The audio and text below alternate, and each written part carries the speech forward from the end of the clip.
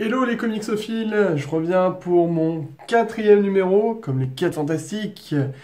Et après une petite absence d'une semaine, je reviens encore plus en forme que jamais pour vous parler de plusieurs choses. Et au sommaire, donc cette semaine, quelques brèves, quelques nouveautés autour des comics et plus étendues au niveau de l'univers cinématographique autour des comics. Un dossier consacré à Umbrella Academy, la série qui cartonne sur Netflix. Et comme d'habitude, je vais vous présenter un comics VO que j'ai plus ou moins apprécié. Donc là, c'est moins que plus. Ça va être Wolverine Infinity Watch. Et on partira enfin sur les sorties VO et VF de la semaine. Et tout de suite, donc, les brèves. Alors, dans les brèves, première chose, le trailer de X-Men Dark Phoenix. Alors, le retour des X-Men pour un dernier round avant de passer chez Marvel.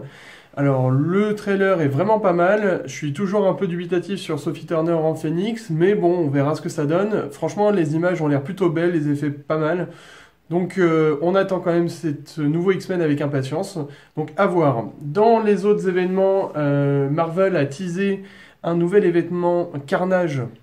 Donc un nouveau crossover, un événement majeur apparemment qui sortira en août, qui serait écrit par Denis Cates et on en saura un peu plus lors du Free Comic Book Day et notamment aussi en avril. Apparemment il y a un numéro qui devrait sortir en avril.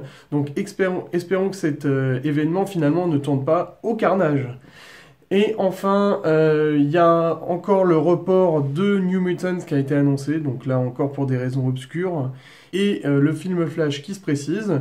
Donc voilà, c'était tout pour les brèves, surtout des brèves cinématographiques. Et maintenant, on va passer à notre dossier Comics et vous de la semaine, le dossier Umbrella Academy.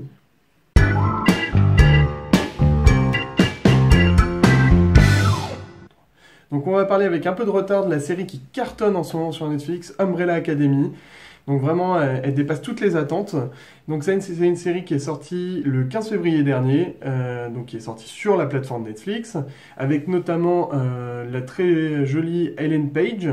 Alors pour resituer un peu l'histoire, donc en 1989, plusieurs femmes ont mis au monde 43 bébés de manière inexplicable, en fait, un peu comme une immaculée conception. Sauf que ces bébés sont nés avec des dons particuliers et un riche propriétaire, le Sir Reginald Hargreaves, adopte finalement 7 de ses enfants pour créer comme une académie de super mutants. Donc ils vont évoluer en tant qu'enfants, ados et après comme une super équipe, surtout en tant qu'adolescents. Et finalement la famille se désagrège pardon, plus ou moins au fil des années et on va retrouver en fait tous ces protagonismes à l'âge de 30 ans au moment de la mort de fameux Hargreaves, et ils vont tous se réunir et lutter finalement contre l'apocalypse. Donc voilà, ça c'est le pitch de base, donc un pitch un peu intéressant. Donc c'est une série qui est assez rafraîchissante, avec un petit air décalé dans les répliques la plupart du temps. Et effectivement, on parle de super pouvoirs, d'ados qui ont des super pouvoirs, et donc du coup d'adultes ensuite qui ont des super pouvoirs. Pour autant, c'est pas omniprésent. On voit pas des super pouvoirs tout le temps, comme on pourrait voir dans un film Marvel ou dans un film avec des X-Men.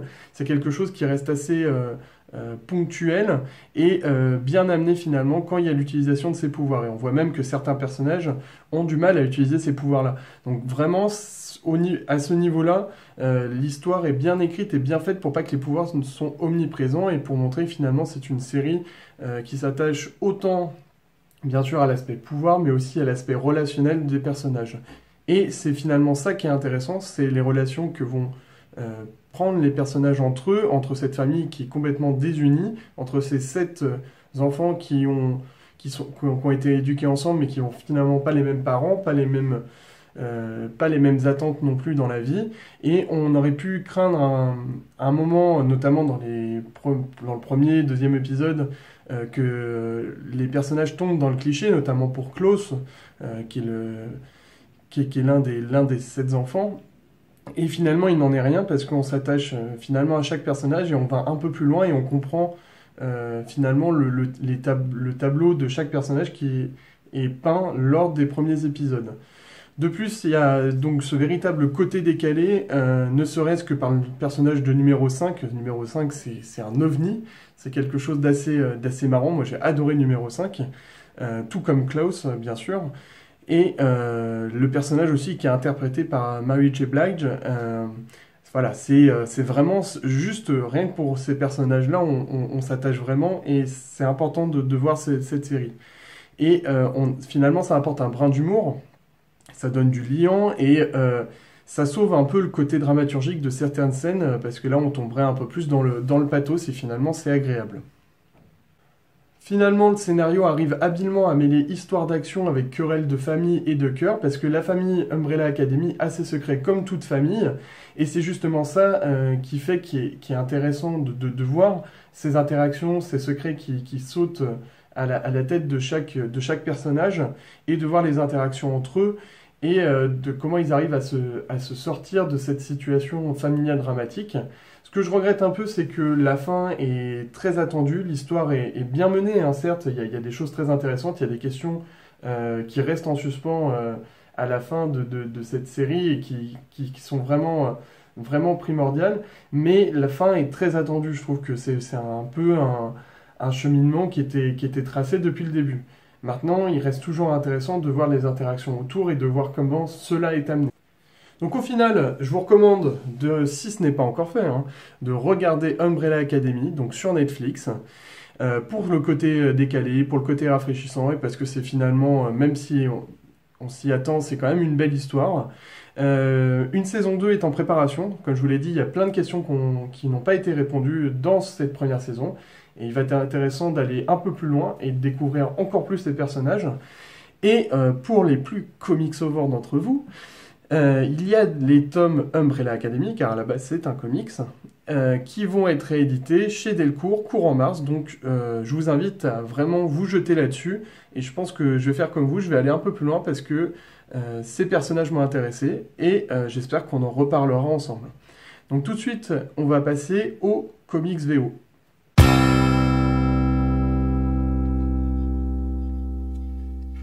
Ok, alors, au niveau de la VO, je vais vous parler d'un comics qui est sorti il y a 2 semaines maintenant, c'est Wolverine Infinity Watch. Donc, comme on en avait parlé il y a 2 semaines, le Wolverine Infinity Watch fait suite à Infinity Wars, donc le crossover de 2018, mais cette fois-ci, on va suivre Wolverine donc, dans ses péripéties après l'Infinity Wars. Alors, au passage, je vous remontre la cover, elle est quand même plutôt sympa. Donc, elle reprend le gant de l'infini, comme vous le connaissez, avec les griffes de Wolverine. Si je ne me trompe pas, c'est Giuseppe Camuncoli qui a fait cette cover, donc très belle cover. Eh bien, ça sera la seule chose qui sera sympa dans ce numéro. Alors, en effet, je n'ai vraiment pas aimé ce numéro. C'est quand même assez rare que je déteste un numéro, mais celui-là, vraiment, je ne l'ai pas aimé du tout. Alors, je vous ai pas caché que je n'ai pas aimé non plus Infinity Wars, le crossover de 2018. Alors, ce crossover a plus ou moins partagé, certains l'ont détesté, d'autres l'ont aimé. Là, je me suis laissé tenter en me disant, bon, on va découvrir ce que donne finalement ce Wolverine Infinity Watch. Les 2 premières pages semblaient intéressantes, le dessin semblait plutôt cool. Et l'histoire tenait la route, et puis après, c'est parti un peu en sucette. Donc alors... Attention, spoiler alerte, si vous voulez lire ce Infinity Watch. Wolverine va rencontrer successivement Loki et le Deadman Logan. Alors, le Old Logan plutôt, qui arrive d'on ne sait où, on ne sait pas comment ça marche. Loki qui arrive pareil, avec une histoire qui tient vraiment pas la route et qui, à la fin, ne donne pas vraiment envie d'aller plus loin et de savoir ce qui va se passer ensuite. Voilà, un cliffhanger qui est vraiment pas extraordinaire. Au dessin, c'est pareil, ça commence bien, et après, c'est vraiment très moche. Il y a certains plans qui sont très moches. Le Old Man Logan est vraiment horrible. Il n'y a pas d'autre mot. Il est très mal dessiné. Alors, autant Wolverine est quand même bien fait. Là, je trouve que les traits sont assez fins et c'est agréable à voir. Loki est très passable, mais alors vraiment, le Old Man Logan, rien que pour ça, ce numéro devrait... ne pas être lu. Donc voilà, c'est un avis vraiment très défavorable sur cette série et je pense que là, Marvel devrait arrêter d'exploiter ce Infinity à tort et à travers. Alors on sait que ça marche notamment auprès des plus jeunes liés à l'effet Avengers Infinity War et puis Avengers Endgame qui va sortir très prochainement, mais vraiment là ça ne vaut pas le coup. Donc vraiment fuyez ce numéro si vous ne l'avez pas acheté. La seule chose intéressante, comme je vous l'ai dit, c'est la cover et ça s'arrêtera là. Et bien après cette critique, on va passer aux sorties de la semaine prochaine et alors là, préparez-vous, il y a pas mal de choses.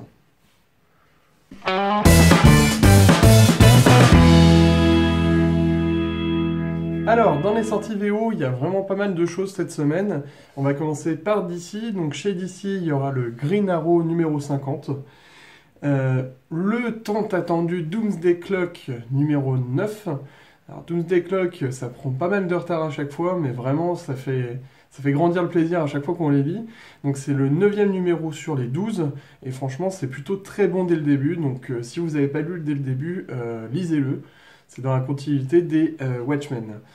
Et il y a aussi un très beau livre sur Detective Comics, donc les 80 ans de Batman, on y arrive, c'est les 80 ans cette année.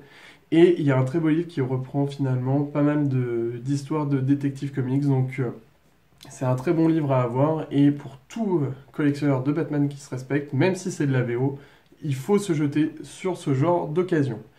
Ensuite, chez Marvel, on va avoir encore et toujours dans les Age of X-Men X-Prisoner, le numéro 1.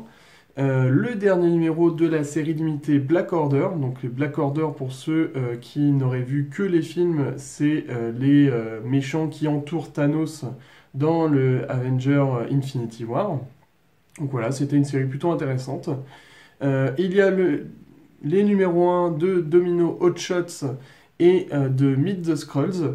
Donc voilà, des nouvelles séries autour de personnages un peu plus secondaires. Donc c'est toujours intéressant parce qu'on peut voir soit des nouveaux dessinateurs, soit des jeunes scénaristes. Donc voilà, c'est toujours des séries qui peuvent être intéressantes. Donc je vous engage à aller voir ce que ça donne. En VF, on a pas mal de choses qui vont sortir, soit mercredi, soit vendredi. Alors déjà, mercredi 6 mars, donc jour de la sortie du très attendu Captain Marvel sur nos écrans en France, va sortir un nouveau recueil de Captain Marvel qui est Dark Origins. Il va y avoir aussi ce même jour la sortie de Civil War en noir et blanc, donc le chef-d'œuvre, le fameux crossover plutôt, qui va ressortir dans un format donc un peu particulier, un peu plus grand que d'habitude, tout en noir et blanc.